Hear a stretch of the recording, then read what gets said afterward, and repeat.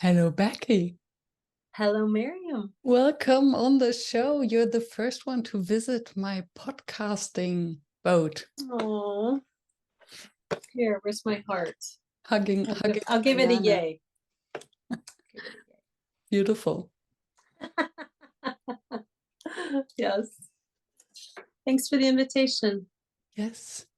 And we're meeting here at the Never Done Before Festival 2023. I know. What brought you here and what are your insights so far? What would you like to share? This is an amazing place where I get to encounter people from all around the world that I would probably not normally meet. They all bring something rich and amazing. I have attended 2 sessions so far. I was greeted by a unicorn and a jester. I love how costumes create a safe place to tap into our creativity. And I just finished Clash of the Goddesses, where I learned about Kali and Athena and used those to lean into conflict and how to embrace or new strategies to embrace conflict in workshops. How do you usually relate to, is conflict something that comes up in your workshops, in your work?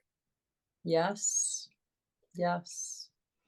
Not always, but I think the most difficult workshops are the ones where the reason for the workshop is that different teams, different perspectives are clashing. And the purpose is to try to understand and build resolution, identify opportunities to improve things. And well, I have a little bit more context about you than the audience has. But if I'm not mistaken, you facilitate in-house. Yes, very recently, up until very recently, I would facilitate in-house approximately 100 workshops a year. Wow, that's massive. Yes. And I wonder, because when you're in-house, so you know colleagues, you know the organization, you know the culture. So dealing with conflict as a facilitator in this context puts you kind of in the same boat. So I wonder how easy or difficult it is to then have the distance and really help the group to navigate that. And that's a great insight. And I was based in the technology organization, but was very comfortable leading with, I'm not a technologist. I took this opportunity because tech touches everyone in the company. And I think when the technology folks knew that I wasn't trying to compete, someone who would code or identify the best system, etc., I could really become almost invisible, neutral. And then my belief was to build strong bonds of trust with everybody so that everybody felt I could be their ally. And then I think it's really important, the planning team, to have a representative from each voice or each perspective that's going to be attending. And we would get better results because there was more trust going into the workshop if all the voices were at the planning table. Yeah, so making sure that what I find interesting what you just said is that everyone has the impression that you're their ally. And I think this is a real gift and a challenge because you don't want to be everyone's darling. So you don't want to compromise, but still to hold that tension while remaining neutral. Yes, yes. It takes energy. It takes energy to try to find the good in others. Something I encountered in 2016 was an assessment that was built from the Gallup research, Gallup polls. I don't know how global that is, but the Clifton Strength Finders, and understanding my strengths, and individuality is one of my strengths. And so I think that natural strength really is something I can leverage as a facilitator to quickly understand, or to try to embrace what's good about each person in the workshop, Mm. and then try to help move them into a place of feeling safe to participate. And yeah, I can think probably my most memorable workshop, where I also had to call into my parenting skills. I'm a mom of 5 kids, and I think that also helps as a facilitator at times. I had 2 male colleagues that became very angry with each other. Like, I really felt that it was almost like the 2 kids fighting in the back seat of the car. And I had unknowingly put them in the same breakout room, and they were arguing. And I joined the group. I remember physically, they were working in front of a whiteboard on wheels, and I ended up coming into the group, coming physically in between them, and adopting a position of, I kneeled down on the floor to make myself smaller. And then I started listening and asking, okay, what do you think? What do you think? And scribing that, and moved the energy towards the activity. So, and didn't act threatening, didn't stand at their level, bodily changed levels to try to diffuse. And that requires such a degree of humility Mm. to go on your knees and to make yourself small in service for the group or the Yeah, participants. And then I think, especially as a woman with 2 male yeah, colleagues, yes. was this something that came intuitively, or was it from your motherhood, or did you learn that somewhere? It's a great question. It just seemed to be, it just felt right. So maybe it was more intuitive. I, years later, had one of those same participants in a workshop this year. And it was a storytelling workshop where there were 50 people, roughly, had to get up and present a story, or use storytelling, to share in front of the whole group. And he was very uncomfortable and did a wonderful job. And later we hugged, Mm. and it just was really powerful, because I will always carry this earlier memory of this, um, very stark conflict that startled me. Actually, it was so strong. So maybe it was intuitive. Maybe it was just dealing with how many kids conflicts. I don't know with children if I would have necessarily adopted a different stance to Mm. diffuse. I think as a parent, you feel that you retain authority over your kids, or at least you like to think that you do. Hmm. What else have you learned from being a mother about being a facilitator? All 5 of my kids are extraordinarily different and wonderful in their own ways, but very, very different. And I think each workshop I approached as its own unique microcosm.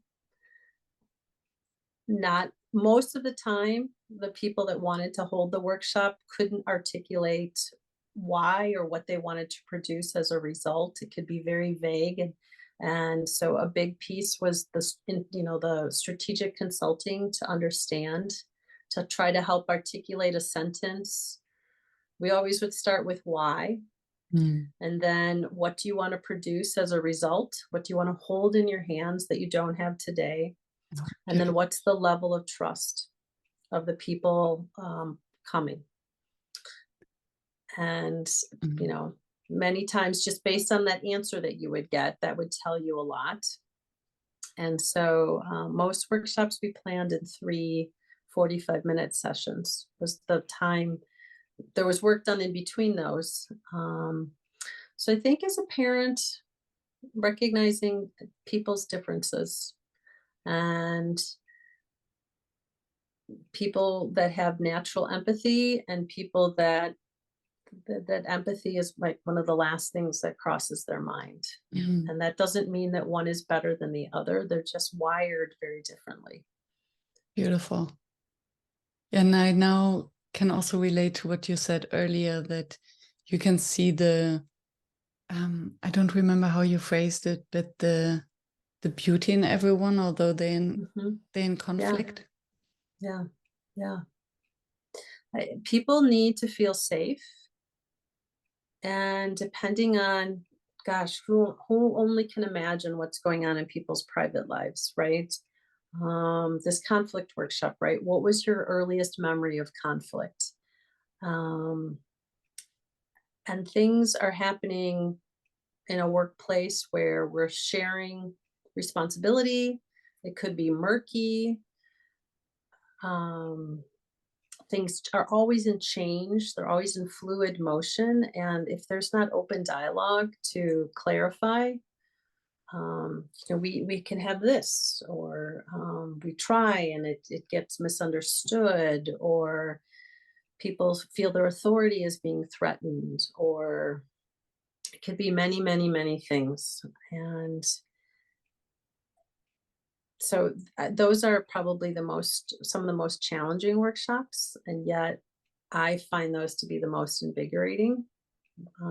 Team building is always fun, and you can get very creative, but I think it takes some real skill to invite teams that are in conflict and they're acknowledging that we're hurting and we're not even confident that anything good is going to come from this, and this is probably going to be a waste of my time, and I really don't want to be here.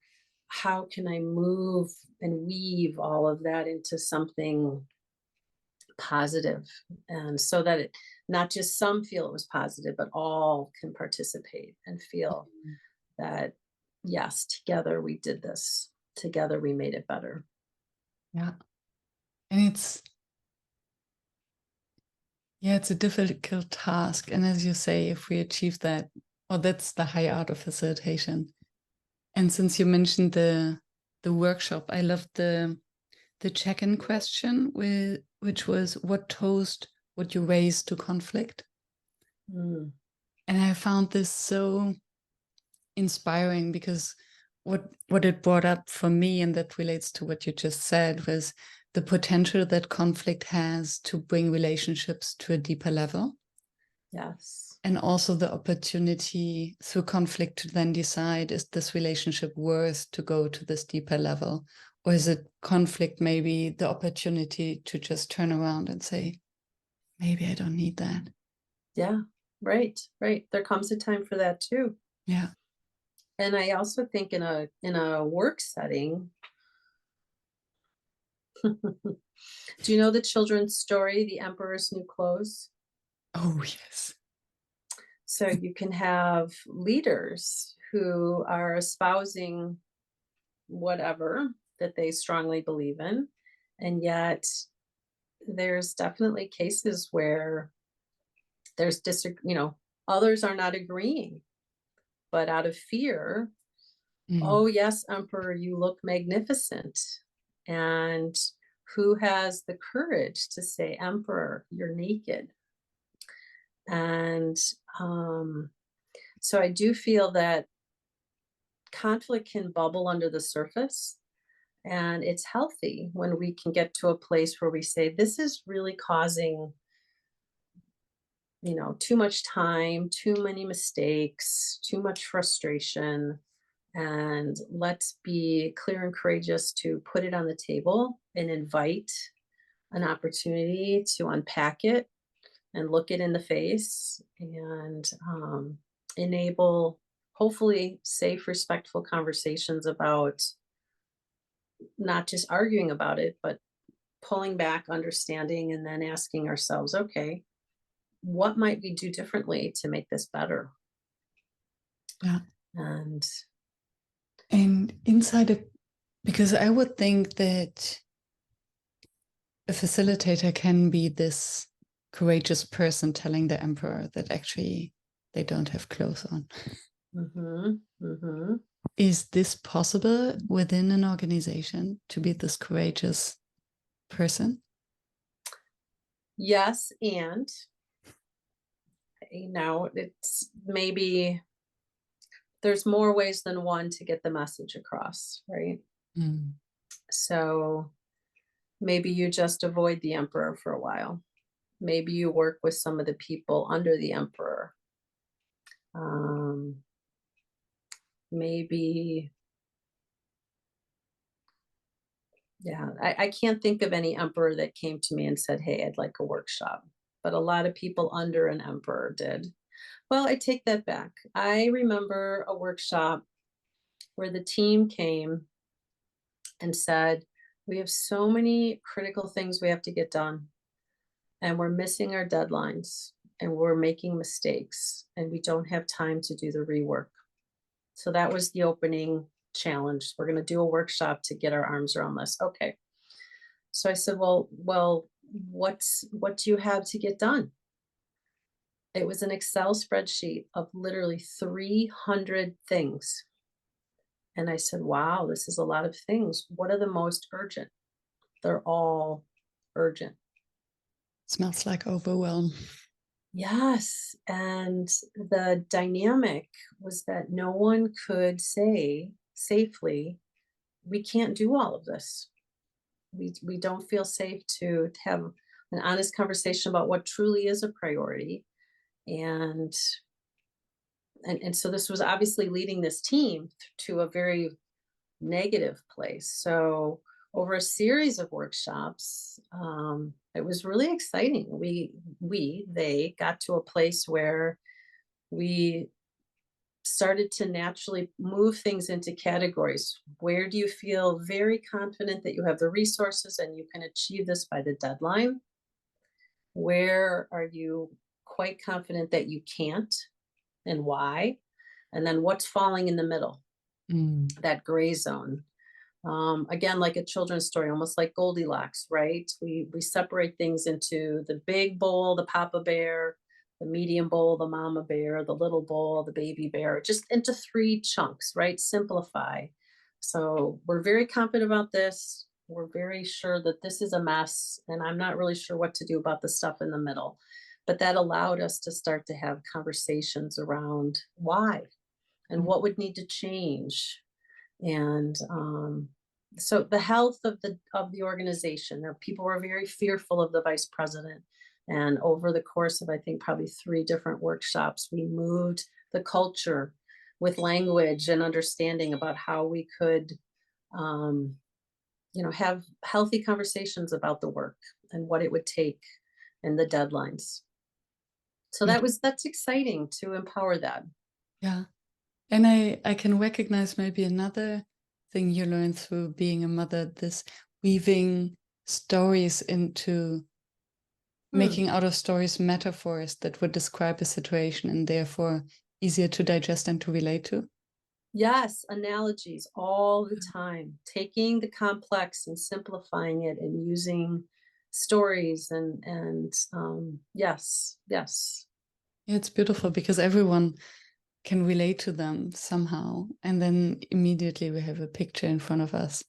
And yes. maybe even a warm feeling because it reminds us of childhood. Yeah. Beautiful. Thanks. Thank you, Becky. You're welcome. Thanks for asking questions.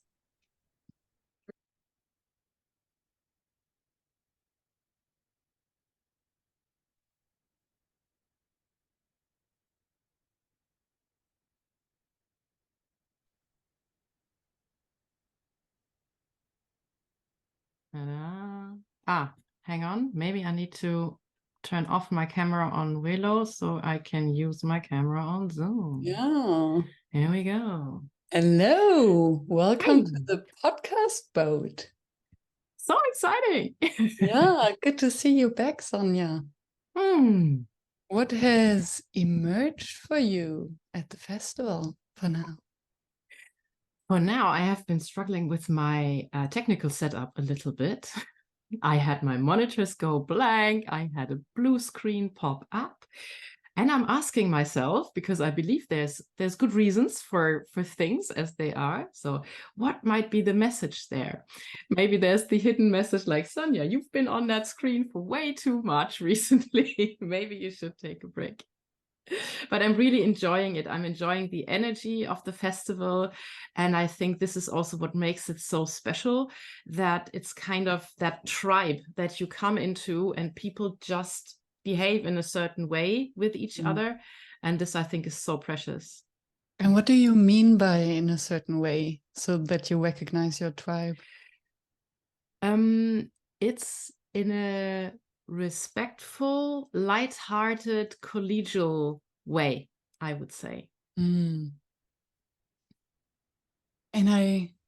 this makes me very curious, because some things I have the impression sometimes are even unspoken. So you tap into a space and there's a sort of energy that makes you feel safe or not safe. Can you put it into words? Because I struggle to put my finger on it or what it is. Absolutely. And you know what, as time goes by and as I kind of mature as a facilitator, I get asked by people, what is it that you do to create the spaces you create? What is your secret sauce? What's the magic ingredient?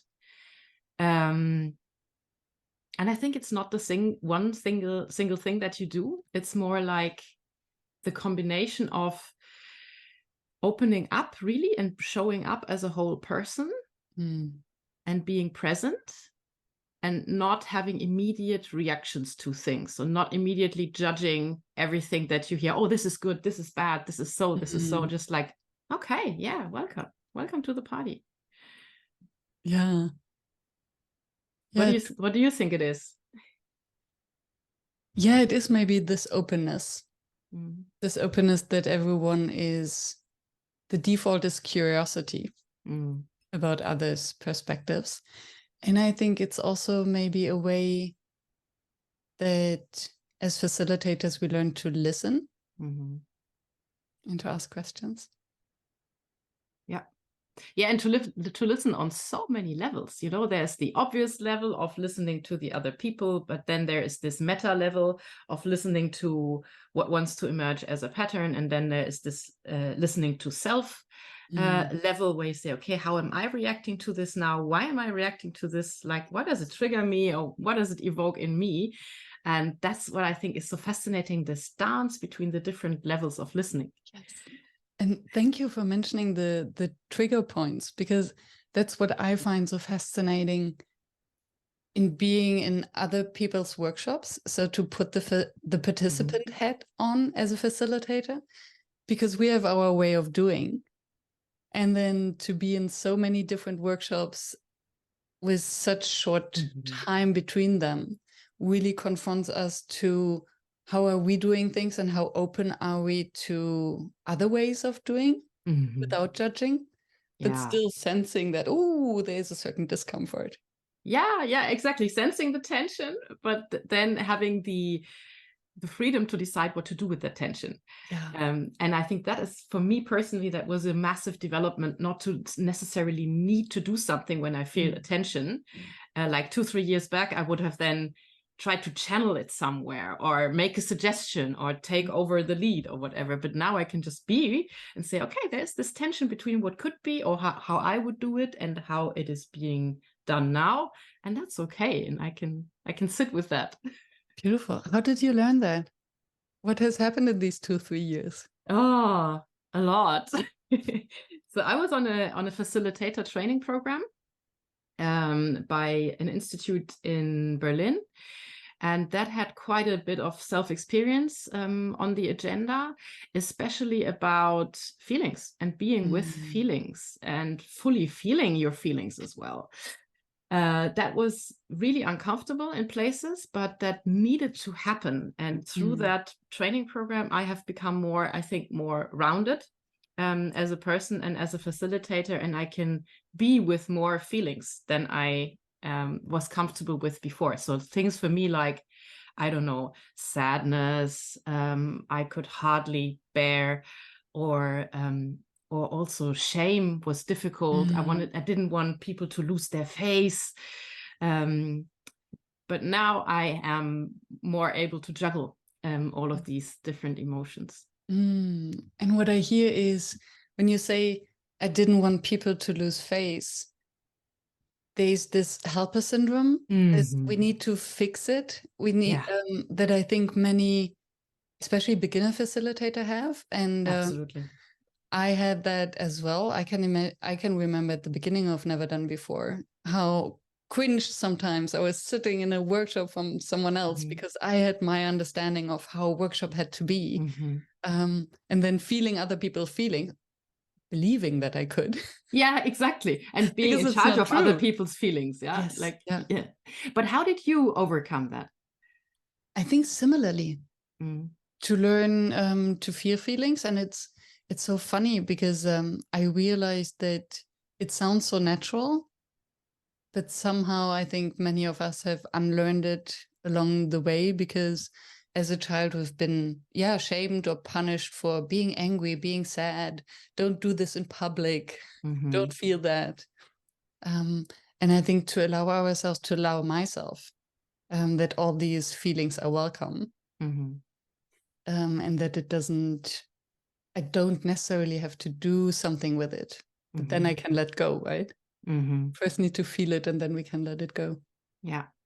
And the beautiful thing, when you let that go and you are more relaxed in yourself, I feel that this invites more people to open up more deeply again. It's a little bit like being magnetic suddenly.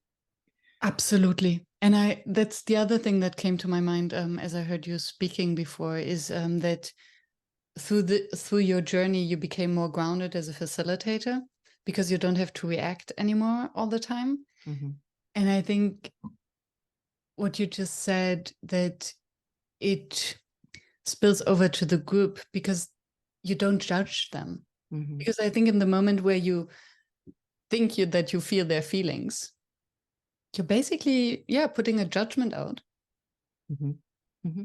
Yeah, and you kind of take it on you to be able to gauge what they can bear or cannot bear. Yeah. And I think this is kind of patronizing, isn't it? To say, yes. I'm not asking you that question because I think you might break into tears when you answer that question. And I think you couldn't bear that, so I keep that question from you, but I know the question would be helpful for the process. Yeah. So things like that. Beautiful. It reminds me that in the beginning, so I always, now it's second nature, always start with the turn to your neighbor moment.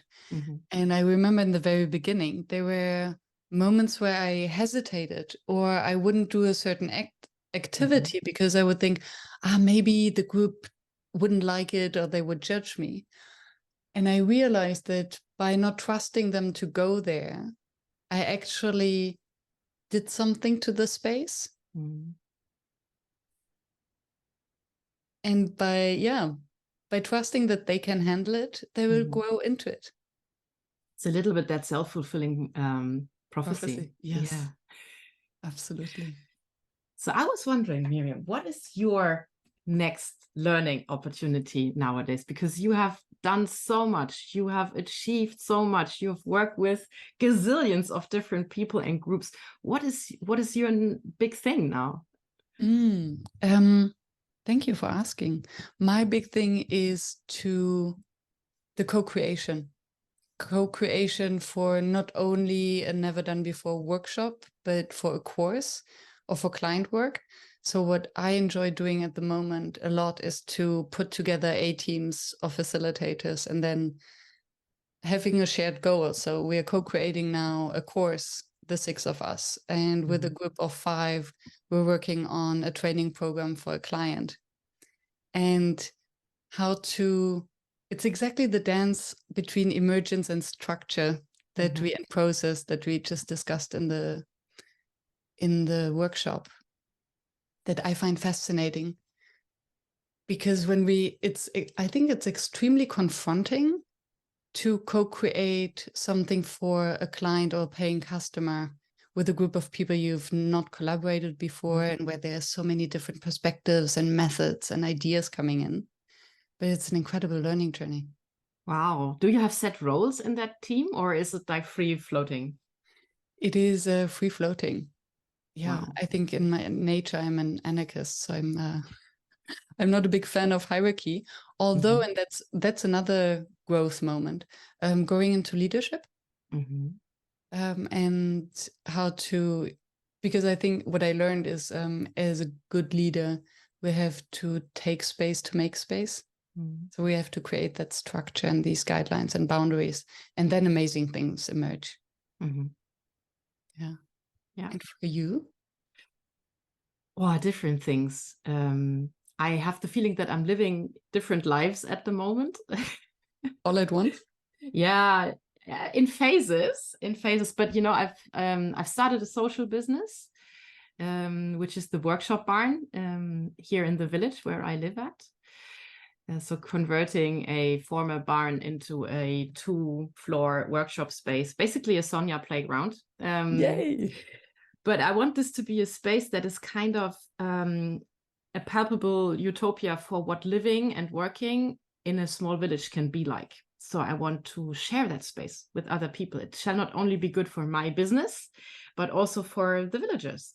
So we will have anything there that fits to my values and the kind of future I would like to create. So be it, I don't know, yoga lessons or meditation, of course, workshops on different topics, but also repair workshop evenings or writing the chronicle of the village together or something like that. And how, because I also see this tension between emergence and structure and leadership, because you have your vision and you're creating the physical space. And then how do you navigate the space between letting the villagers come in, emerge, and create whatever they need while following your own vision and mission? Yeah, I think the guardrails are the guiding principles and the values. So for me, it's anything that is based upon the assumption that, all people are equally valuable and equally important, based on the assumption that sharing is better than keeping things to yourself, and similar to what you also have with the principles and the values in the NDB community. I think it's really important to have these guardrails, and then to have also conversations with people who would like to rent the space for something and say, okay, what's the purpose of this event that you're planning? What's the outcome going to be? How are people going to feel there? How do you want them to behave?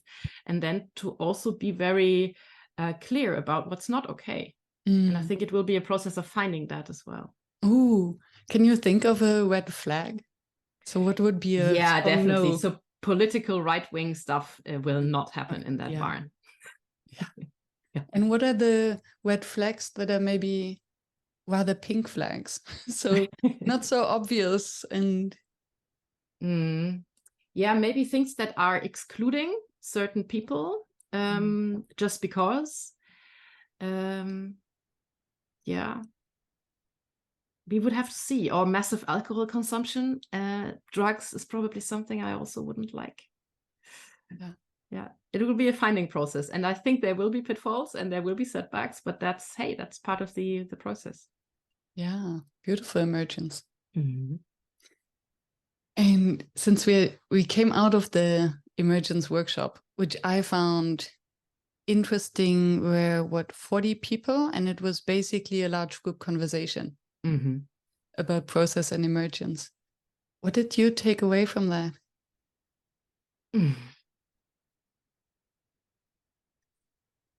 Actually, my screen went black about halfway through. No. So I was left off, I think, somewhere in the middle of that workshop. I was relaxed throughout the whole workshop, but I think the results could have been a bit more substantial with a bit more process. I think the pendulum was a little bit far into the horizontal space, into leaving it very open. And I would have done it differently, but I was okay to sit with that and to take part nonetheless. Yeah. Yeah, it's funny how also we need, as a facilitator, more or less structure.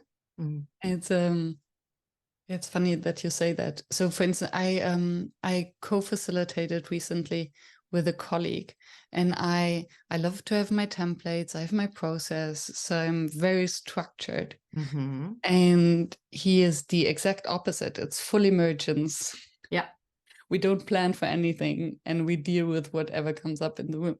Ooh. And this was a very interesting growth process to find the middle ground. So he moved a little bit and you moved a little bit, and then you met Exactly. on the, yeah, okay. Exactly.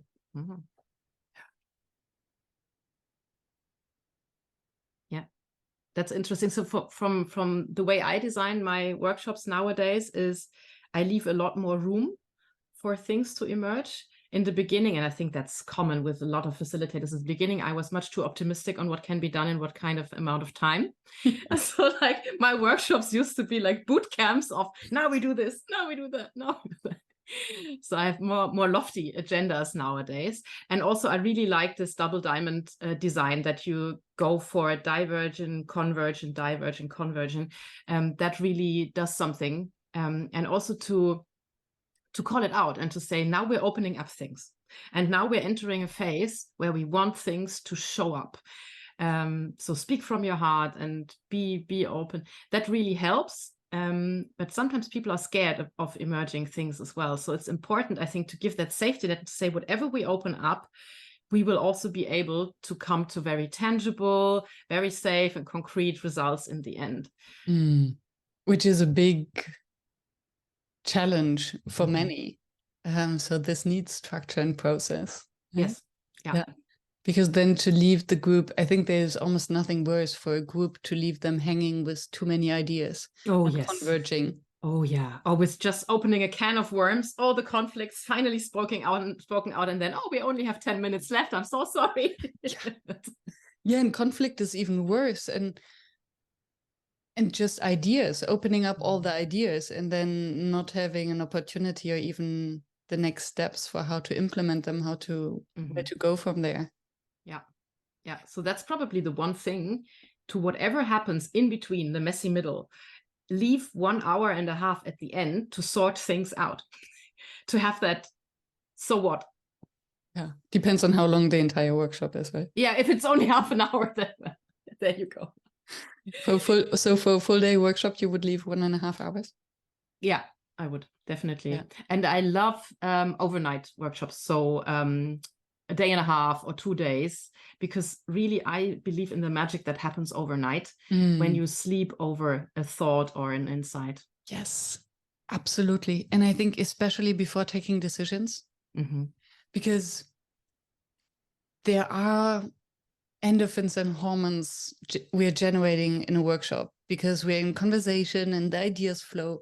And I think very often we underestimate the impact of that, and that the decisions that are taken in this action, or because everyone is tired and just wants this to end. Yeah, let's just take a decision and then it's over. Exactly, like being held hostage somewhere. Come on, now let me free. I agree to anything. Yeah, it's a little bit like the dust in a snowball. It needs to settle. It needs to rest overnight. Oh, I love that. Oh, something's pinging. I think it's time for the next workshop already. Thank you, Sonja, for joining me on this boat. Yeah, thank you very much, and see you soon. See you soon. See you at the workshop. Bye. Bye. Yay. Hello, Miriam. Welcome on the podcasting boat. Hello. How is the festival for you? What's an insight you had from your session or another session or in general? Yeah. First observation that it's such an amazing space because people are so generous and just being vulnerable in their own reflections and also in reflecting back to others. And I always find new puzzle pieces of myself in the festival. Getting clear on what am I and what am I not. What do you mean? Like really experiencing what does and does not resonate with me and where my own strengths lie. So in my own sessions, I notice the elements that I really enjoy and come naturally, and I notice the elements that are challenging for me. And this is actually one of the things that are really nice from the co-creation process, that you are not just following your own flow, but you're doing this together with your co-creator. So there's also challenging areas that are less familiar to me. Yeah. And in other people's sessions, there's also stuff that really just doesn't resonate with me. And that's just as insightful as the stuff where I'm fully engaged, actually. And what do you think that is? And I would like to come back to two things that you said. One is everyone is so generously sharing and open. What makes this happen? And the other question that came up is, how do you know what resonates, and what does it do for you in your facilitation practice to know that? Why is it important? Okay, let's do them one by one. So why does this happen in this space? There's a lot to the session design, I think. So they really leave it open to a lot of self-reflection, exploration, going slow, taking time for the experience to really feel into it and to share with others. So very engaged, right? It's not people trying to teach you something. It's really about your own self-discovery journey and sharing that in the space with others. And apparently this community attracts the right kind of people, right? That are open to this kind of vulnerability, bringing your full self, taking risks and being generous. And that's overall just a very positive vibe. Yeah. Nice. So the guiding principles seem to work. Of the generosity and the taking the risk to be vulnerable and open. Yeah, absolutely. And I think we see all of our beauty and we see all of our struggles, and we realize that they are pretty similar for everybody, which is very connecting. What do you mean? Tell me more. Like, seeing your own talents, your own strengths, believing in yourself, all these things. So others really see what is unique about you that you bring to the space, and it's so hard to see it for yourself. And then it's wonderful when you get this mirrored back. And at the same time, recognizing that everyone struggles to see that, and everyone suffers a little bit from imposter. Yes. Yeah. And that in itself is already very empowering. Like, oh, it's not just me. It's not everybody else has figured it out. It's not just me who sometimes is a little bit groping around in the dark. It's normal. Yeah. And what I hear is then also, you said generously sharing, and that the sessions are designed in that sense.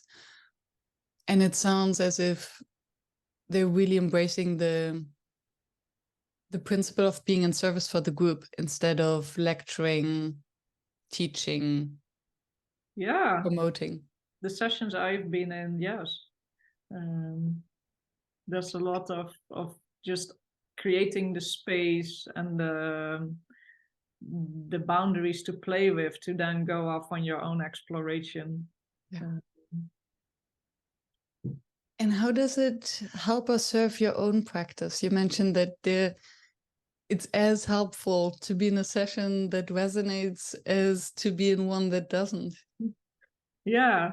So there was a session about setting a goal and getting there. And I felt so much resistance with this kind of goal setting, because I realized when I do that, it takes away all of my playfulness, because then I suddenly feel I have to be very specific about how I get to my goal and what steps to take.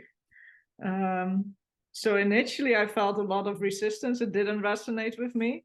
But then the beautiful insight is that my empowering trait is my playfulness, to lean into that, and then stuff emerges from that. So maybe, yeah, don't pin myself down on these goals. So letting go of the attachment to a specific outcome, which could be very empowering. And then later I also realized there is something to setting the goal, not in the sense of then being clear about the path to get there, but to just believe this is already reality now.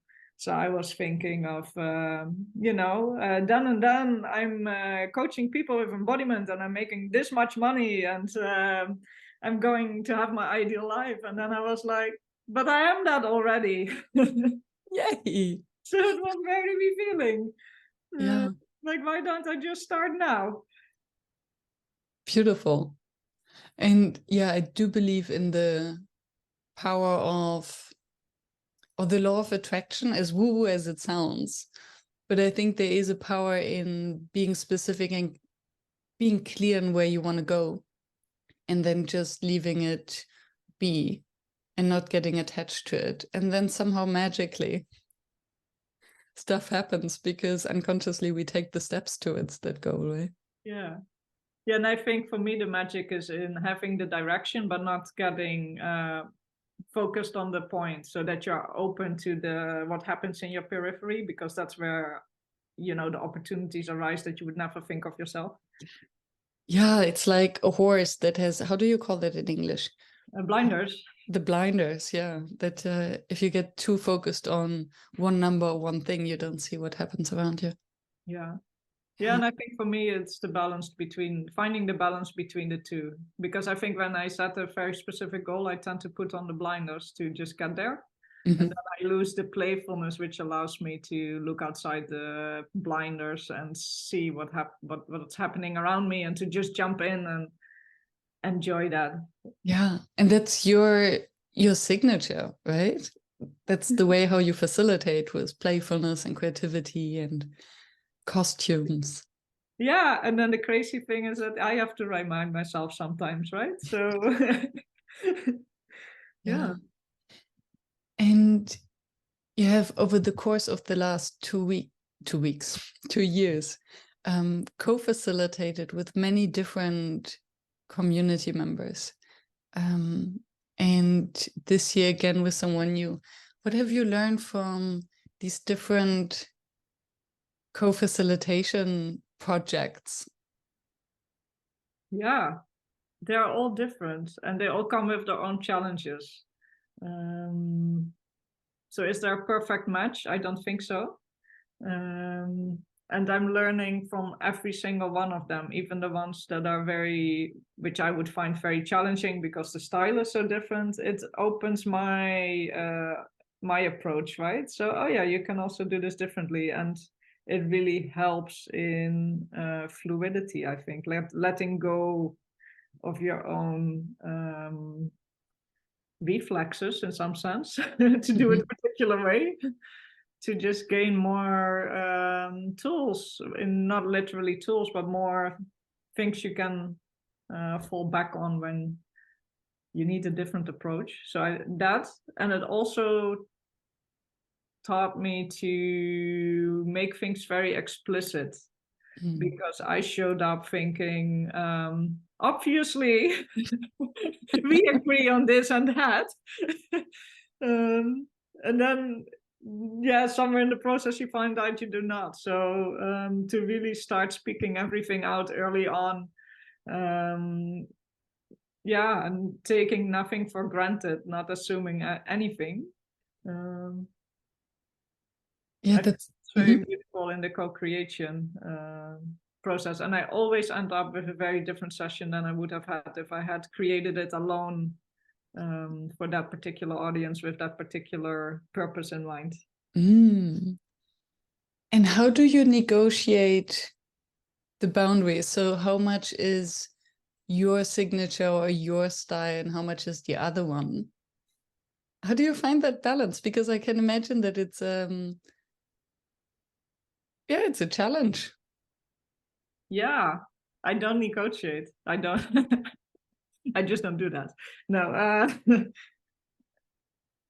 I think this is a lot of gut feeling, because what I get out of the co-creation is not necessarily what percentage of the session plan was my idea, right? Yeah. Yeah, it's not a transaction.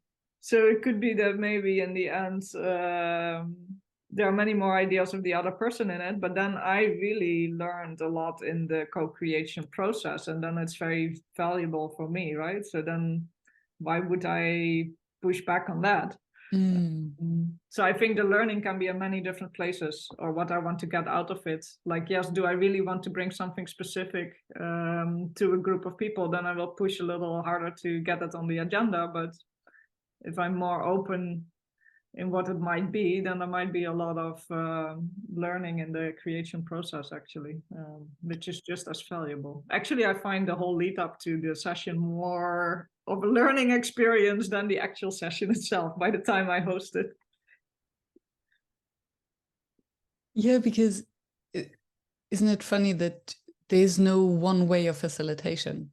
And we often only realize when we suddenly are in this space, as you described, that we realize, oh, not everyone does it like this. Yeah. Yeah, and so it's about skills, I think. It's about what people are comfortable with. So the hosts themselves, they have their own comfort zones and they're clumsy in other areas. And blind spots. So I notice, for instance, I'm less comfortable in hosting a big group conversation because I feel a little bit at a loss as how to navigate all of that. And I feel like a fish in the water when it comes to letting people do things with their bodies, like embodiment. And I noticed then in other facilitators that they miss stuff there to really make it an embodied experience. Like, how do you guide people in this? And for me, it comes naturally. And for another, it's a blind spot. And vice versa for the conversations. Yeah. And that was an insight for me in your session last night with Yaniv.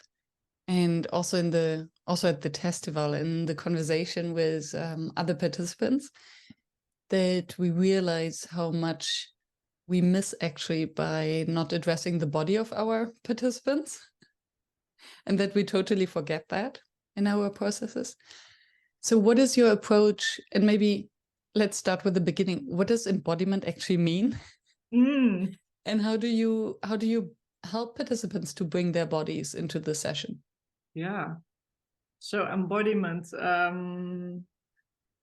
you can give many different definitions of that. One of them is being aware as the body, as contrasted with seeing the body as just a hunk of meat, right? As a physical object, or seeing the body, or contrasted with being aware of the body, which you might be if you're doing a yoga practice. Yes, you know what you're doing with your body, but you may not be aware as your body. Sensing, it's the felt experience of your surroundings in your body, which then helps you make sense of what's going on outside of you and inside of you, and being intentional about how you respond to that. And by that you mean gut feeling, comfort level, tickling? Everything. So it's gut feeling, it's comfort zone, it's fight, flight, freeze. It's your values. Are you connected to your values? You feel your values. You feel when something goes against your values, right? It's a gut feeling. It's like, I cannot go there. It's not right for me. And it's not a pros and cons lists in your mind. It's a feeling.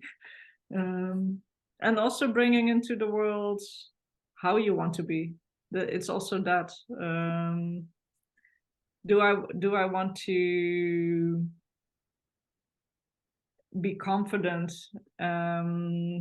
step into the world, showing myself, taking space? Then you have to embody that. Use your body. Take the body language, the postures. that embody these qualities. Can you give an example? An example would be, I think the people we can always think of is the people just that have this very wise, grounded presence, like the Dalai Lama, maybe Nelson Mandela. There is something in how they carry themselves that looks very grounded, maybe a bit dignified, and it's in how they show up, how they move, how they look. And now I'm curious, does it come from a mindset that is grounded and confident? Or is it the body, how they hold themselves that then reinforces their confidence? Yeah, it's a two-way street. Not that easy. It's nothing is easy. No, it's actually very easy. It's a two-way street. So if you feel frightened, if you feel frightened, you're not gonna look very confident, right? Your body language will speak fear.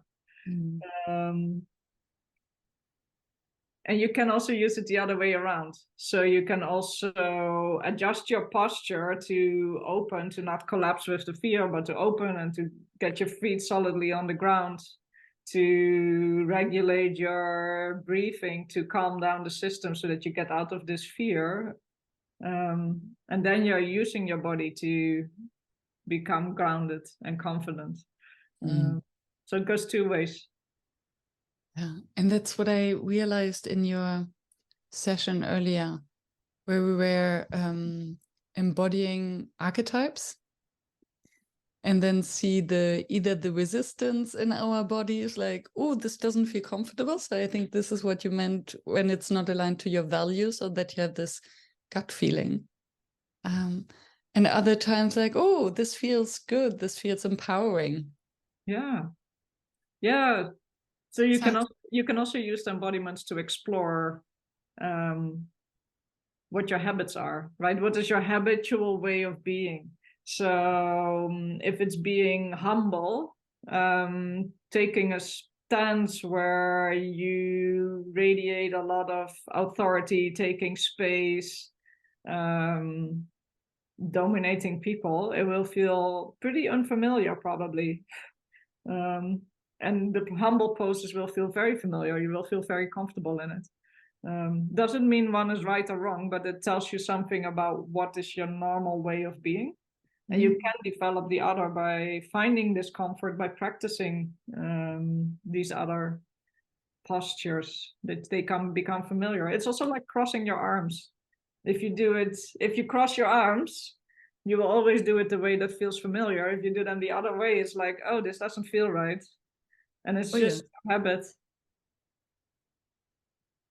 So how do you use this then in your practice? Because earlier I had someone on the boat and we talked about the fact that it's very difficult to actually get certain groups to get into their bodies, because it would be immediately considered as woo-woo or overly spiritual. So what is the small sneaky step that you can take to make it easier for groups?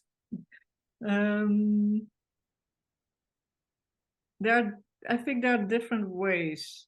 So you could take the rational way to explain it, like you're used to a certain way in responding, right? It's like playing tennis. You always hit the ball a certain way, which always leads to the same results. So now we practice hitting it another way and you get a different outcome. So just by moving differently, you also start to think differently and you get different outcomes. The other way is so I believe I just somehow make people feel comfortable by being grounded and present and really feeling through my own body myself, and then people are willing to step into the experience to just try it. And once you experience it, you start to realize what's going on. And you can do little tricks like starting small and really making it your own. So I think part of what I do is that I give them the permission to really make it their own. It doesn't need to look like anything. It can be very big. It can be very small. It can be just changing the way you look. It can be moving one finger. So that you start with something that's close to what you feel comfortable with, and then it can grow from there. So this means not immediately getting everyone off their chairs, but telling them to start wherever they are, to meet them where they are. Yes, absolutely. It's the same as with, I would say, any other good facilitation practice, like not telling people what to do, but creating the conditions in which they feel safe to explore that space and then find their own experience in it. And through experiencing it, you find the value in it, right? And not because someone else tells you that it's good for something. Yeah, this usually doesn't work so well. Yeah. So what's your experience? What is the, maybe transformation is too big of a word, but what is the shift that you observe then in the groups that you facilitate? Yeah.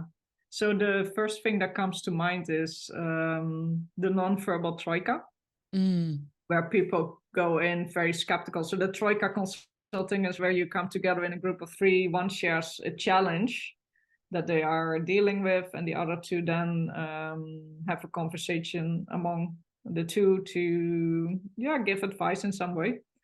I do it without speaking, so people only express themselves in movement and poses and facial expressions, and I think people show up very skeptical.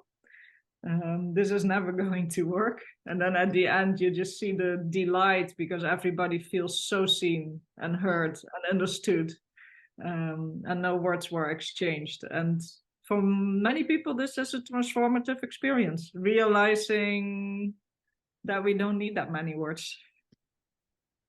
And I wonder whether, because it's so easy to hear judgment in words and to take things personally, because the spoken word has so many meanings to us, and we easily get very defensive.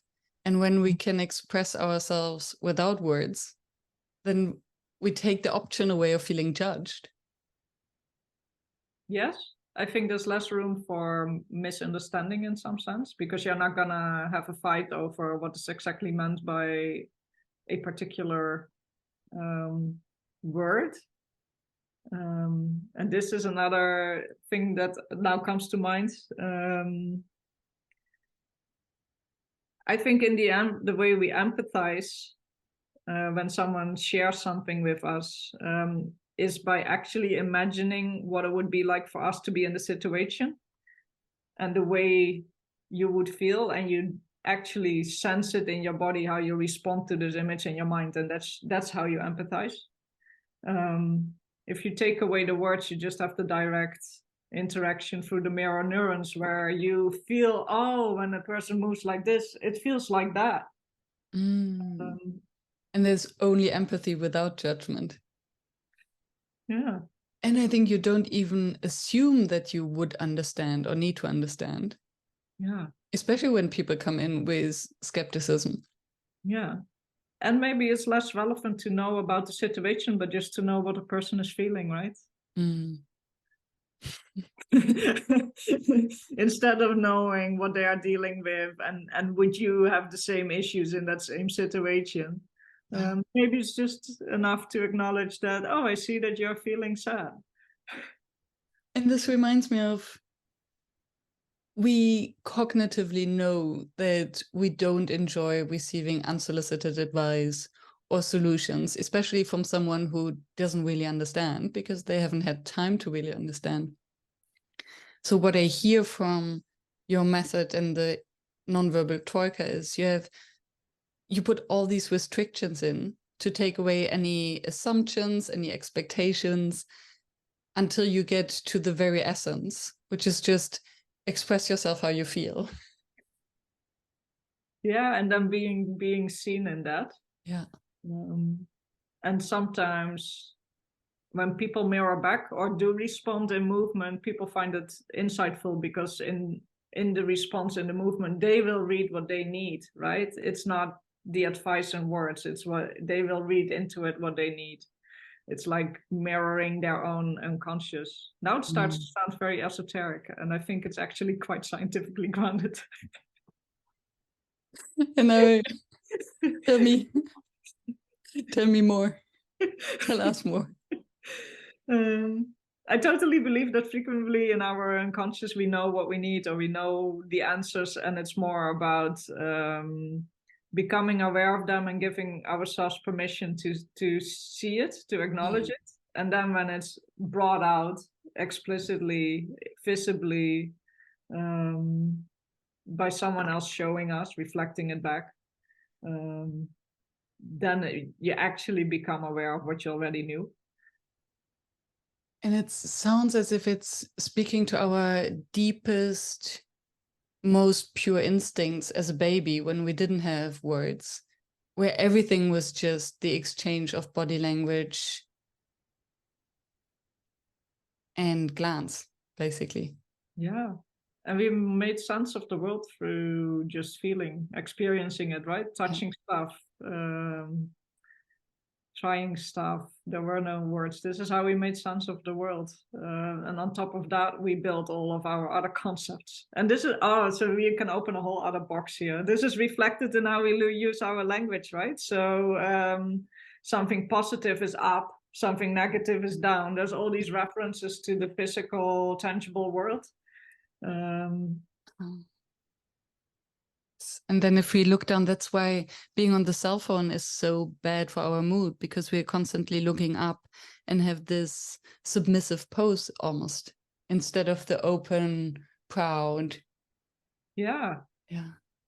It will make you feel bad if you spend a lot of time in the pose. There's all this research, right, where they let people smile and then they actually feel happier after.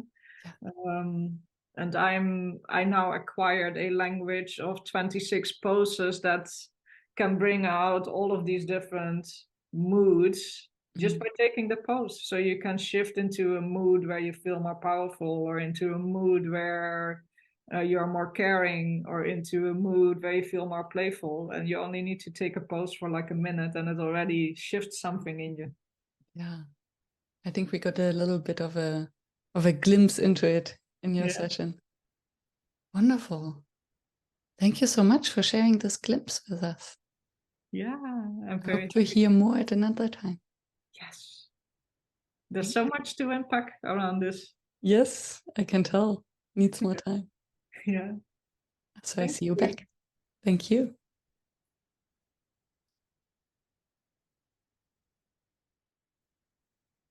Hello, Celia. Welcome on the show. Oh, I forgot to unmute myself from the space. Hello. Hello. Hello. So, what came up in the last session for you? Oh, that session was awesome. That session was refreshing. It's my first session of the day after a very busy day, I would say. And yeah, it was definitely refreshing. And I'm still here looking for, I don't know, more connection and more. What are you taking away from the last session? What My are you takeaway? It's someone. So I have this. So the theme was about being weird and weirdness in general. And yeah, I think I have food for thought for myself as a facilitator, because I think my superpower is my ability to show, okay, you can be weird and it's okay to be weird. It's more than okay, it's actually beneficial for your thinking and your creativity. And my takeaway is, at some point I realized that we have this conversation about, okay, how do you feel, when do you feel your awareness limits you? And I found some ways to actually overcome that. Someone told me, like, someone reframed and said, okay, you know what? So I will start by the beginning. I was like, okay, I feel that I'm in another space. I'm already out of the box and people are in the box and I need to join them where they are. And this person, I did, yes, you go in the box and you take them with you. So that's my takeaway. That was really like the moment where like, oh, actually it's that easy. It's not that you're not in the same space. You have to come and bring them. So the result is the same. Like I can still be that facilitator for creativity. I just have to, I mean, it's not that difficult. I don't have to shut anything. I don't have to be less weird. I just have to bring people with me. But for that, I need to come in the box. And it's okay. I love that. See, so it's about boundaries, like boundaries I crossed, but boundaries I can cross back. I can cross in every, you know, like every way. There's no boundaries. So you can go back or you can go forward. It's fine. Yeah, absolutely. So that's how, and it's fresh in my mind. So maybe it's a bit messy, but yeah, that's how I feel it. Yeah, and what I enjoyed about the session was to explore, as you said, the weirdness, and that we tend to shut it down. And how to embrace it and how can it be beneficial. So how does your weirdness show up in the facilitation that you usually do? I think my weirdness is more my ability or my lack of fear to explore things. I'm not afraid to jump anywhere. Like if you ask me, I mean, I'm a playful person, which is not weird, which is just being playful, but it's just the places where I'm willing to go. But might be weird for someone, for some people. So yeah, so how it shows is just like, I'm like, okay, let's go. The lack of fear, the lack of fear, the willingness. That's how it might feel weird for people, but it doesn't feel weird for me. It just feel weird for others. But yeah.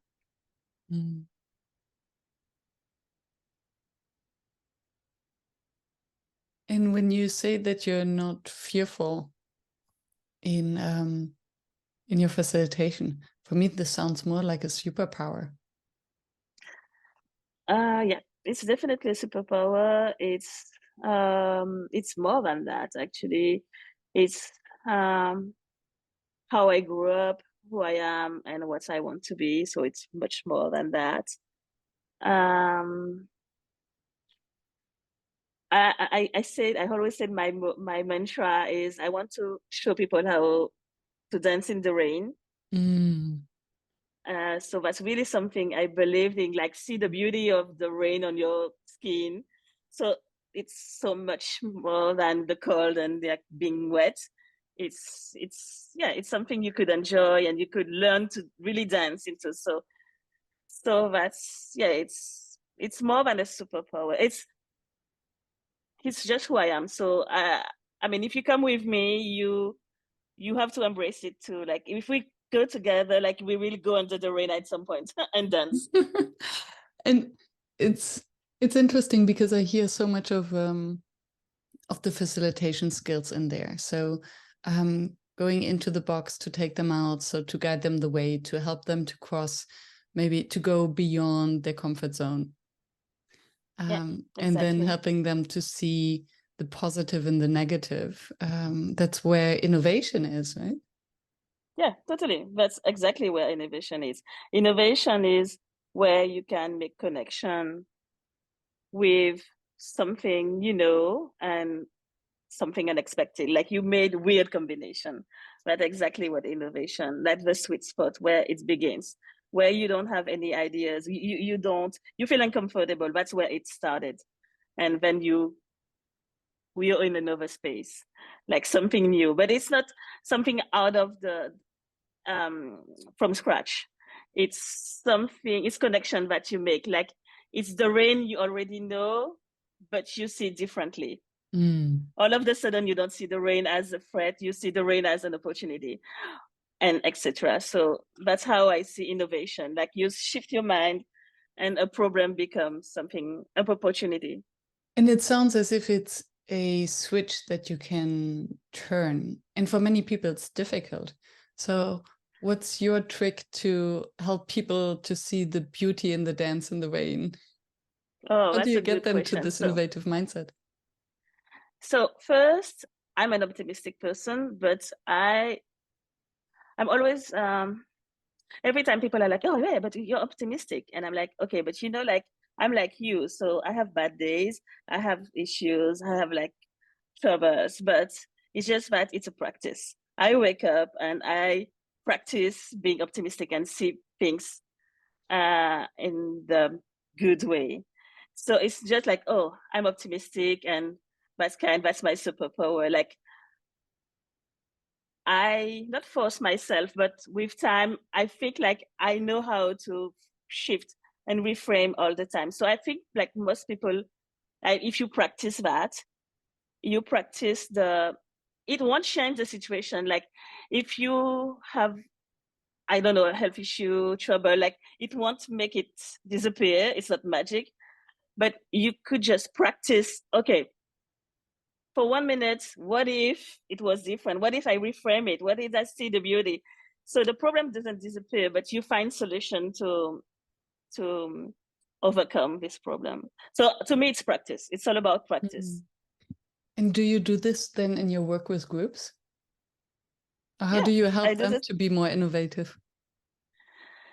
With group, I think it's first see the problem and reframe it like all the time. This is my like the way I do it. It's become natural, but I think I lead groups to face the problem, like face it, like face the emotion, face your face your feeling. It's okay. Like don't think like, oh, it's not a problem. It's a problem. So face it. Let's look at it. Let's look at it from different angles, different perspectives. So I feel that's the third part. Put emotion on it, and then reframe it. Can you give an example? So that would be Oh, an example of facilitation, you mean? Yeah, of this process you just described. Oh, so but I have a process I have in mind. I work for with an ONG with about future, like future thinking, future literacy. And so I grew up in an island called a Caribbean island of Martinique. And we have this big project where we want to re-energize people and we want to help them see, to be more optimistic. And so I facilitate different sessions with them so we follow the process of future literacy. And the idea is that first, so we work on identity, the future of identity, for example, which is in an island where we had a huge past of slavery, a big topic, and there's still a big issue. And so it's super heavy. And I co-facilitate a session on future of identities. So we had this very heavy discussion where we discuss, okay, what is the identity? Let's talk about slavery. Let's talk about this heritage. Let's talk about everything that's all the, how do you say that? Like the injuries, like that we still have from slavery. That was a very heavy conversation. And then the idea is, okay, now we talk about it. Now we know we're feeling like we acknowledge like the pain or the difficulties. Martinique is a very diverse island. We have like many people from many colors, many background, etc., etc. And we acknowledge each other's perspective. And then we reframed. And the way we reframed it was by suggesting a different scenario and dive into the scenario and imagine different futures. The idea is that there's no one possibility. Innovation is just, it's not about having one solution. It's really having like different depth of possibilities, a huge range of possibilities. So we explore different futures and different possibilities. And the more we were exploring these futures, the more insights we took from these futures, and we bring them back into the present. And the idea is not that we could change the past or we could change the present. I mean, we can change the past, but we can still influence the present by bringing back some things we loved into this future. So it's a way to reframe our present. We don't change the problem. We don't change the past. We don't change the heaviness. But we are able to envision a different future than the path that we have if we continue the same way. Yeah, I love that. So, yeah. Thank you for sharing this, because what I hear is you cannot change the past, and you can change how you feel about the present so that you can have a positive impact on the future. Exactly. And you can also change how you feel about the past. I'm a genealogist. I always speak about that because I'm a passionate genealogist. And I think this ability to travel between all these, times helped me a lot. Absolutely. Thank you so much. Yeah, you're very welcome. The gong already rang, so it's time for my session at the Tiki Bar. Yes. Thank you, Miriam. That was really cool. I love talking with you. Thank you. And thank you for a beautiful festival. I can't wait for the next session. Yay! Thank you. Thank you for sharing. Talk to you more later. Hello, Edward. Welcome on the podcasting boat. Hi, Miriam. I am surprised that you're still alive, to be very honest. So am I, but you won't believe this. The last session was extremely relaxing. So for those who are not at the festival, Edward has just hosted 3 workshops, never done before workshops in a row. Yes. And my question is, what is the one thing that you have learned from this experience? So something very funny happened during the last session. Something that I did in the first session, and that was meant because we put together these sessions and we designed them and everything, and they're meant for others, right? They're meant to bring out the best in the participants. And if anything stays with me, usually it's like, oh, next time I should change this, or next time I should do this better. This time, I don't know how it happened, and it could be the sense of feeling a little bit of drunk because of not having slept. But something that I said during the first session that I hosted, and it was about the relationship between Kali and Shiva, all of a sudden made perfect sense when I was talking about resistance. Ooh, I wasn't expecting the connection. Tell us more about resistance in relationship to facilitation. What does it have to do with 2 Greek goddesses? Yeah, except that they're Hindu goddess. Oh, sorry, Hindu goddess. God and a goddess. And yeah, so possibly it's very personal. So it's a very me problem. But there is this thing of coming up with these beautiful ideas and seeing them executed, but not like wanting to have more of them, or like these ideas being all in the head, and the difference between basically action, thought and action. So doing, thinking and doing. And this is like a tension that I've tried to explore for myself for a very long time, coming also from the academia and wanting this thing to, like, I wanted to make sense to people. I just I don't want it simply to be something that we think about in our heads. I want to see the impact, the effects in the real world, right? And then part of the, like what I was doing in the session when talking about mythology was the fact that you see Kali, who is a goddess of time and destruction and rebirth, who's dancing all the time. And the dance signifies action. And she is dancing on the body of Shiva, and Shiva lies immovable. And the fact that he is not moving is a sign of mastery. So he's not influenced by all these thoughts or like anxieties or ideas, or like he is completely relaxed, right? That like in a state of acceptance, and that state of acceptance that actually at the same time means mastery of the inner turmoil. And it is Kali that pushes Shiva out of it. And for the transformation to happen, you actually need the action. So yeah. It's beautiful.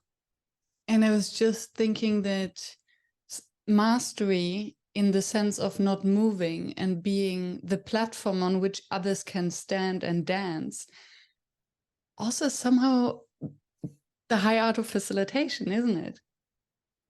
The mastery of just being there, yes, holding space somehow, maybe being the place.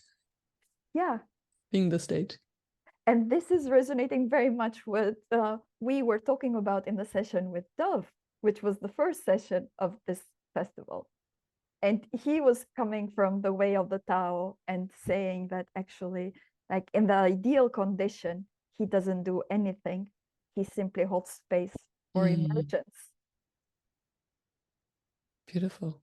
Yes. Which in a way makes sense. And yet, like, it's not one thing, right? You need the tapping of the dancing feet on top of you for the become master. A medium.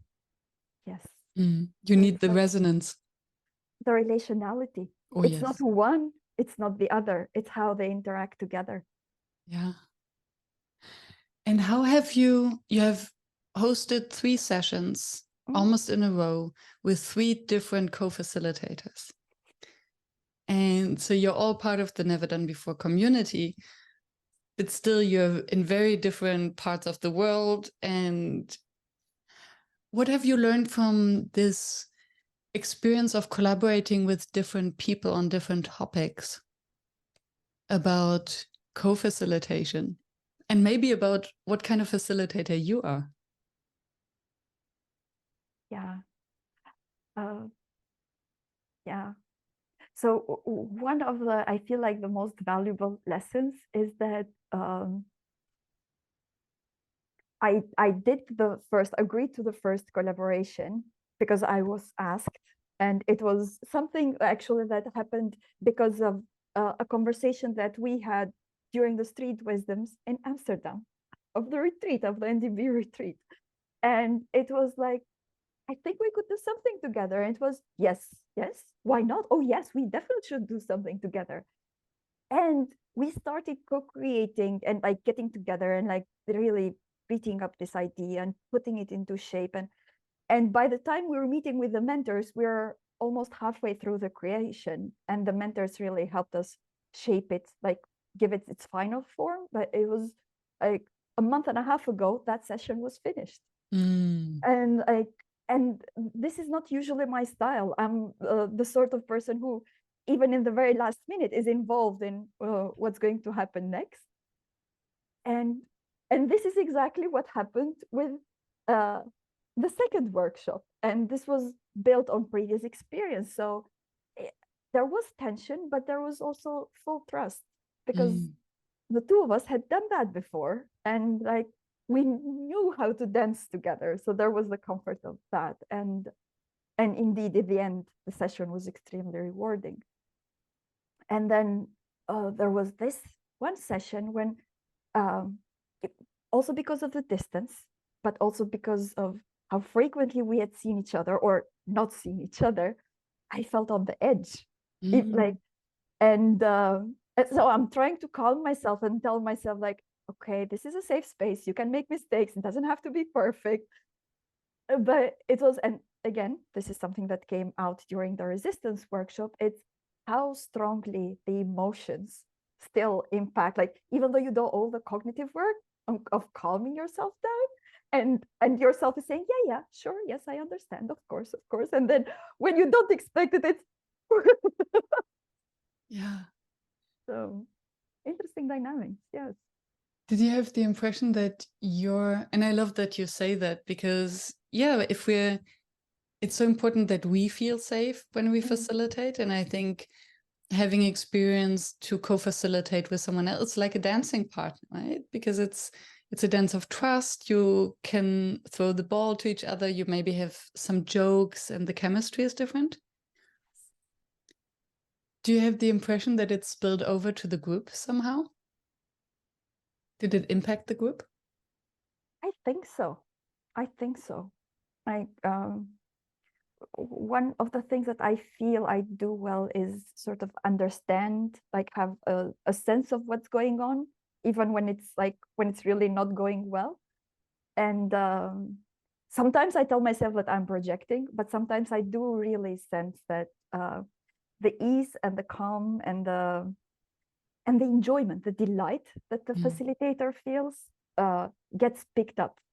Like, again, perhaps it's not that resonance at the cognitive level, but it's definitely at the emotional level. And yeah, I have this image now in my head, probably because you said resonance, of these glasses that are filled with water at different levels. and then when you make sounds, it's like yes, it resonates, and you see the little waves. Yeah.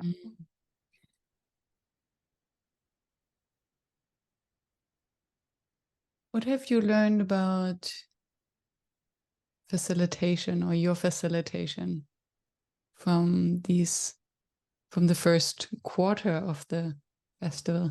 Is there something that you're already taking away?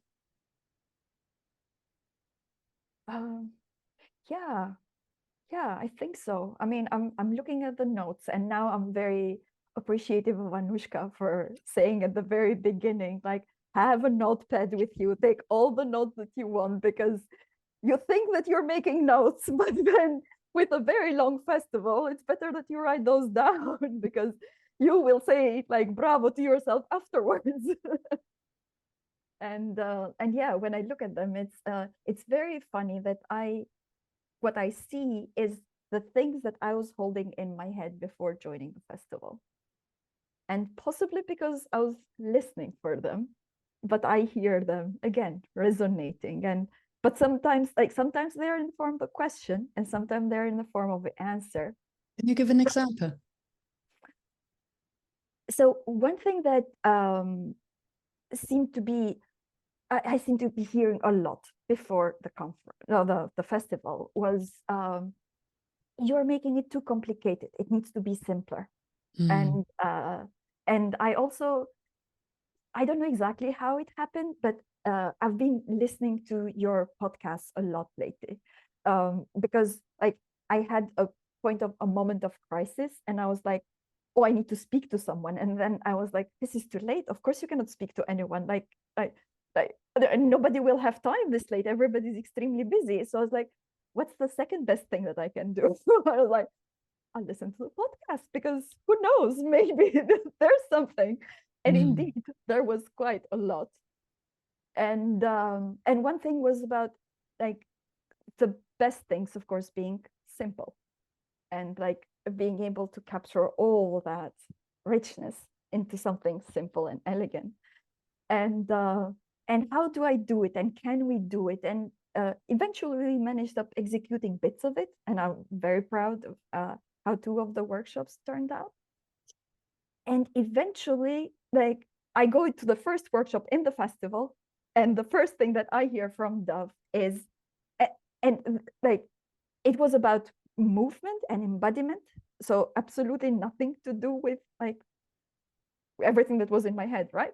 And he says, when you're making things too interesting, you risk connection. Mm. Beautiful phrasing. And isn't it funny that if we bring a question to a space, we will find answers? And that's also the principle of the street wisdom, right? That you mentioned. Wow. Thank you so much, Edward, for taking time for this impromptu podcasting.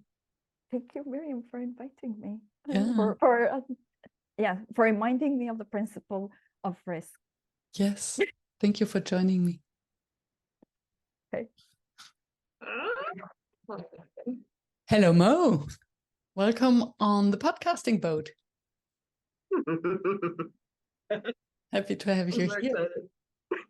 I'm glad you're here. I was looking for you. It's like, are you off for your? Oh no, can I be wrong already? I want to talk about the love you've been showered with. And yes. So Yes. anyways. This was slightly intimidating. I've been now on the festival for 15 hours and haven't really slept before. So I'm never slept before. Yeah. And I'm with you. I stopped at like 6 a.m. And then I was like, oh my God, the alarm. And like, I'm not a morning person. I was like, I gotta make it for the welcome, and it was worth it. Yeah, Beautiful. so I'm so glad it's a stunning festival. And so if you can share maybe an impression or an insight, what have you taken away from the festival so far? So much. It's like so much good that I don't know. I almost want to keep it a secret, right? Like it's locked and loaded in my body. It has been very experiential. I feel like I've been taught in ways that have transformed me, like transformed my former beliefs, philosophies when it comes to facilitation, but in a very embodied way. Like beyond the rational, beyond my usual like verbose, like say theorizing, right? I could get out my head and really internalize the message.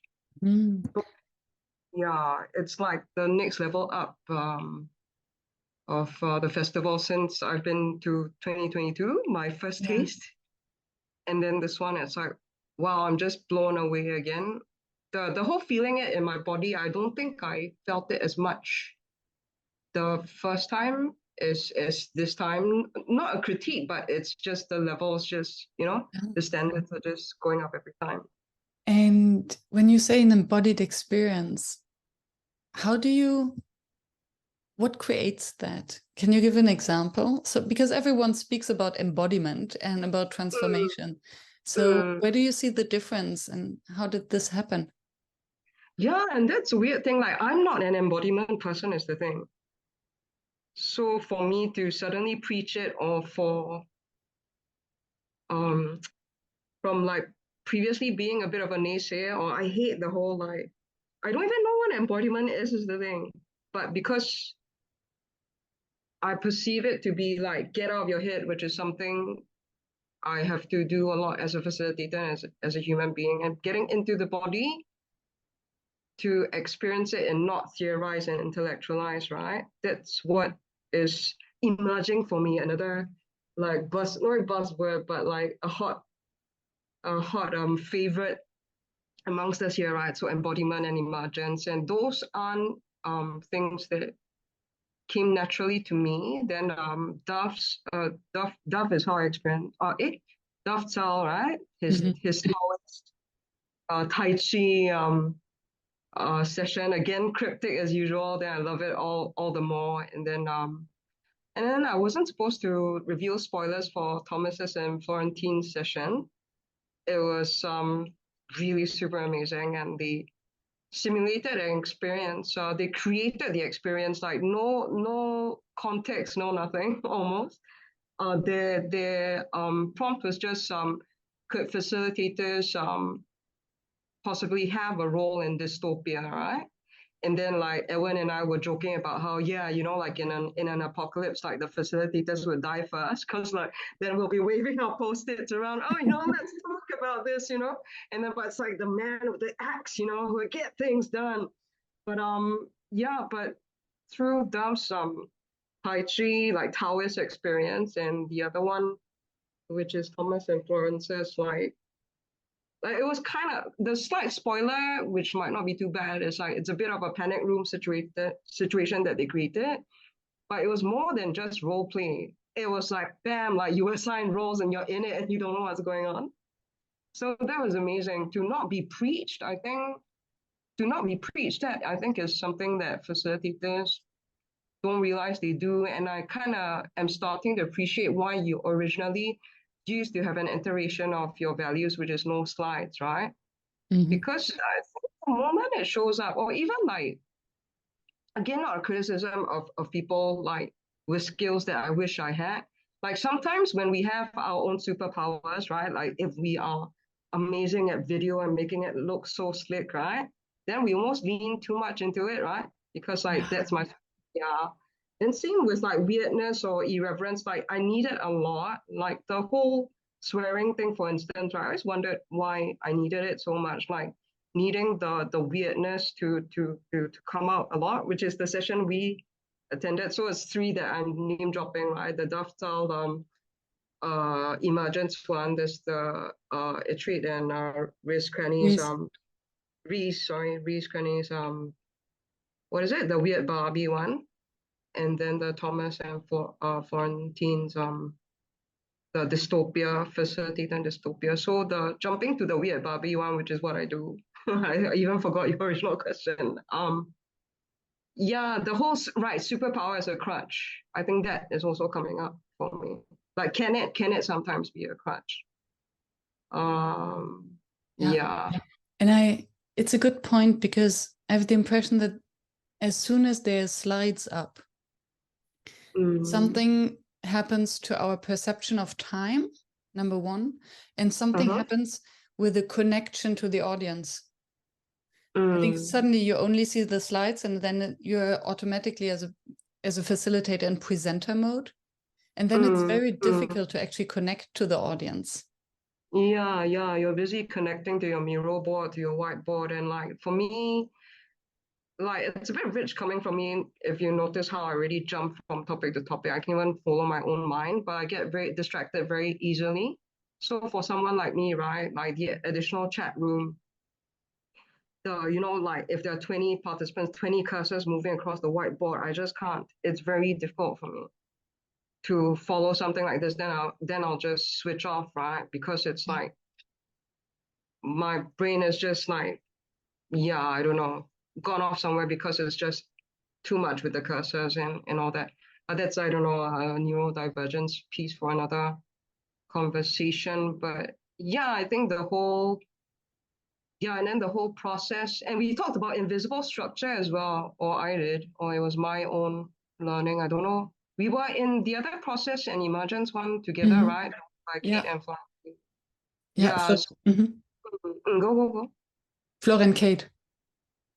Oh, yeah, sorry about the names. I'm new to the community and I'm always bad at names. No, that's absolutely fine. So what came up for you in the in this workshop? Because yes, there was a little bit of a screen share for the whiteboard, but otherwise it was basically an open conversation with 40 people or so. How did you experience that with your neurodivergence, that if it's too busy, you get distracted? How is such a large conversation then going? And what did you take away? Then I actually didn't mind that the crowd was kind of siphoned off, as in like the crowd had a space to just let energy out in the chat room. But it's different when you're a facilitator or participant, right? Like when I'm a facilitator, then I think someone was talking about how they, again, like the chat rooms being distracting for them when they're in the facilitator seat, right? Because it's like being on Twitch or something, right? Like you're live streaming, and then like that one, I just kind of, the role of text going up, emojis and what have you. But I don't know, I find myself very contradictory, I guess, because actually when I'm in a facilitator seat, I just can't with that because I'm trying to focus on so many things. But then as a participant, oh my God, my fingers are going nuts on the keyboard because there's so much I want to say, and I'll be like, so I don't know, it's a bit contradictory, but I guess for neurodivergence, then there's a lot going on, right? So when we are in the facilitator seat, we need to tune out what would take us away from our facilitator responsibilities and focus. But as participants, we are like, I don't know, not we, that I'm like, like, I've got 10 ideas, please, like, share all of them. Can I, like, hog the talking stick? And, like, even when times when, oftentimes you had to stop me, right? As in gently, but the whole, like, oh my God, this idea and that idea, then it's like, boom, boom, it's like fireworks in there, right? And you just want to capture everything and you wish someone would take a picture for you, and you really, I don't know, it's a very exciting experience. So, but I guess, yeah, it can hurt or harm you, right? Depending on, I don't know, Yeah. side you're on and stuff. And you just said something that I'm curious about. You can stop me gently. So what is the difference? Because I think that's something that almost all facilitators struggle with. So someone is there, engaged, has a million ideas and speaking, and then you realize either they're going on a tangent or they're maybe going into a loop, just repeating the ideas. What do you think are the best strategies to gently interrupt or catch someone's attention back? As in, when I think from the perspective of a facilitator or as a recipient, because then my answer might be quite different. And again, very contradictory. I don't seem to treat people as I want to be treated, I think. So how do you want to be treated? I don't really know, because I was telling my ADHD friend that I do get hurt every time I'm stopped because I know it's an issue with me. And like, you don't have to stop me even rashly or harshly. It's like F it, my mind's going off again.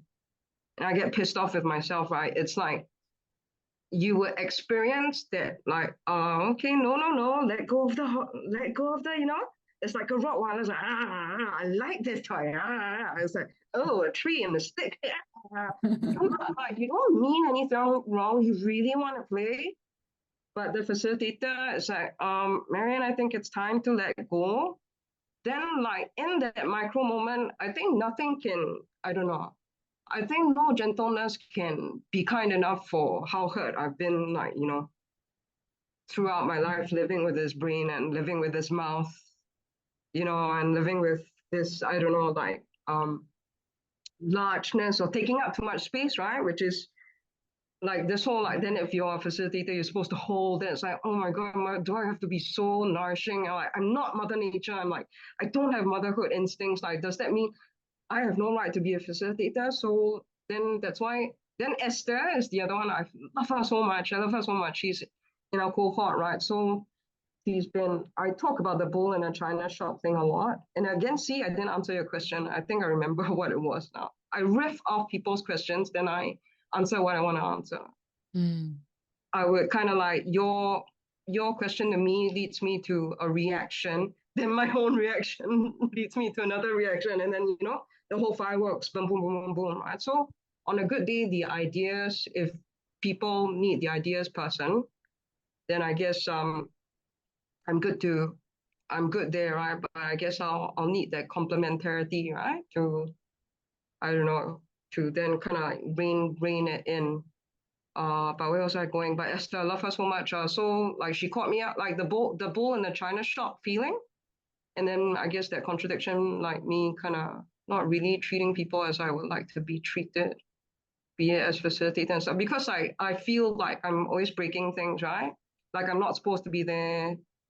Then we were having private conversations, and she's just so nurturing. I don't know if, I think I can definitely share stuff because she was coaching me, so it's not like she was showing stuff that I'm not supposed to share. So this is my story. Let me think.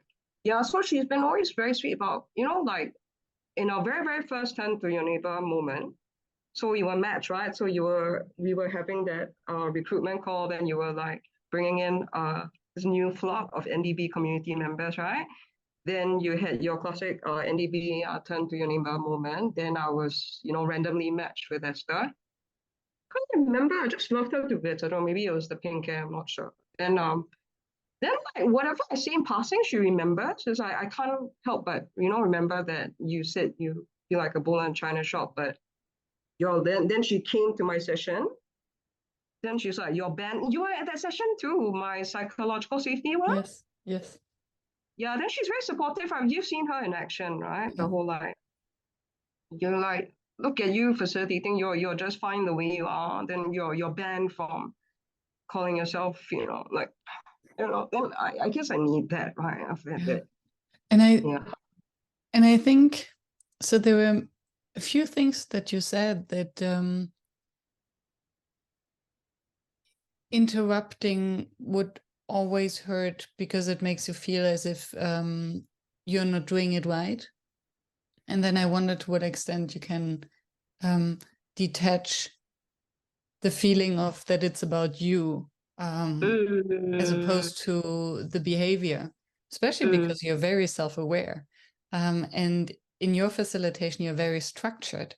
So I wouldn't say that you're not facilitating according to how you would like to be facilitated, because I think the way you facilitate and really giving people space and having an order and inviting people to speak in a certain order, this creates a very clear structure and sequence that then maybe also facilitates you or helps you to hold the space for them.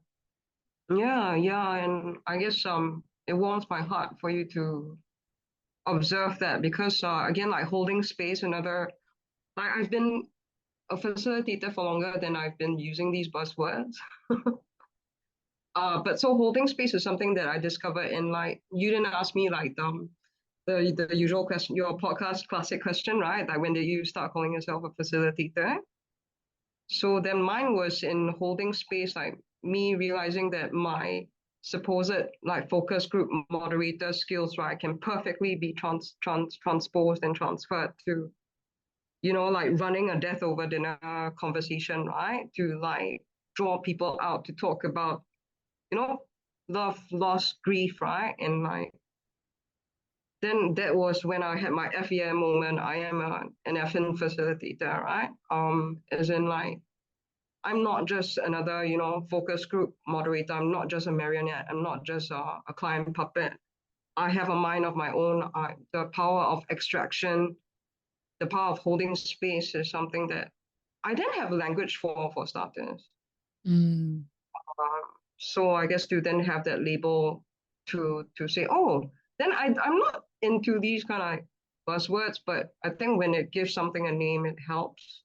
And like the whole container thing. Yep, sorry, go for it. I wouldn't call holding space a buzzword. I think there's a very deep concept behind it. And I think that there can be different ways of facilitation. So if you have these deep conversations, these transformational, these self-exploring or conflict, you need to hold the space and be very grounded, not to be triggered, and to be present and to really. And then there are other instances where you can facilitate groups, maybe something in between the focus groups, where the container doesn't have to be that strong, and where a little bit more maybe flexibility, emergence, or even chaos is possible. But then it depends, I think. It depends on the group. It depends on the context. Yeah, actually, that's interesting.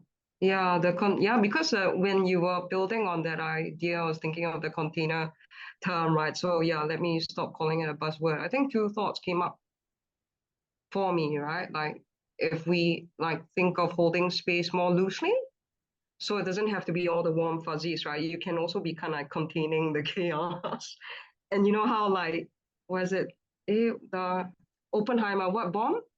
The nitrogen bomb, the hydrogen bomb. Yeah, so it's like, yeah, the container can be, I don't know, nuclear or like super reactive, atomic, or what have you, right? But I don't know, I'm just playing with the idea of that kind of container. It doesn't have to be all about, I don't know, puppies, kittens, and my childhood trauma.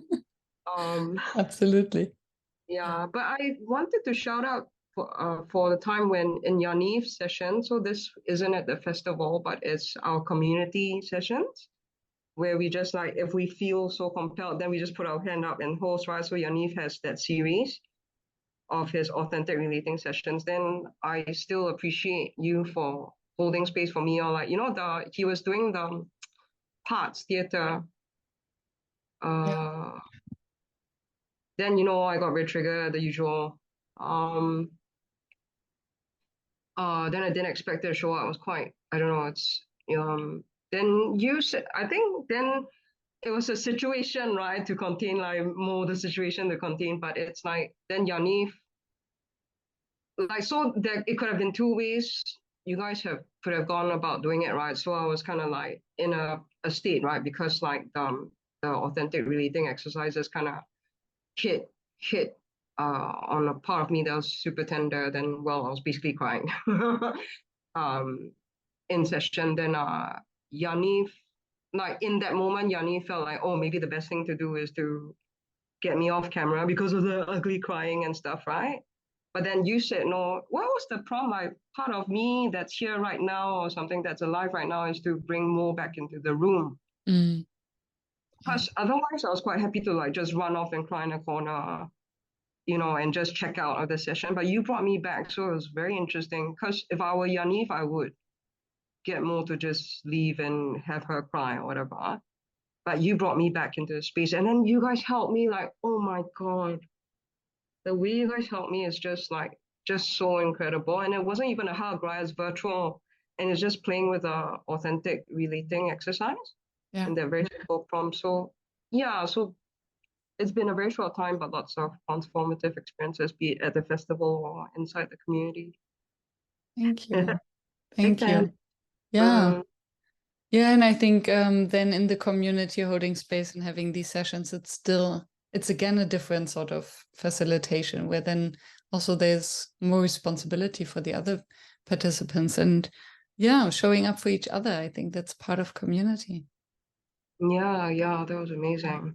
Yeah. Beautiful. Thank you, Mo. Thank you. I'm into the boat with me. Yeah. I hope for my own love shower one day.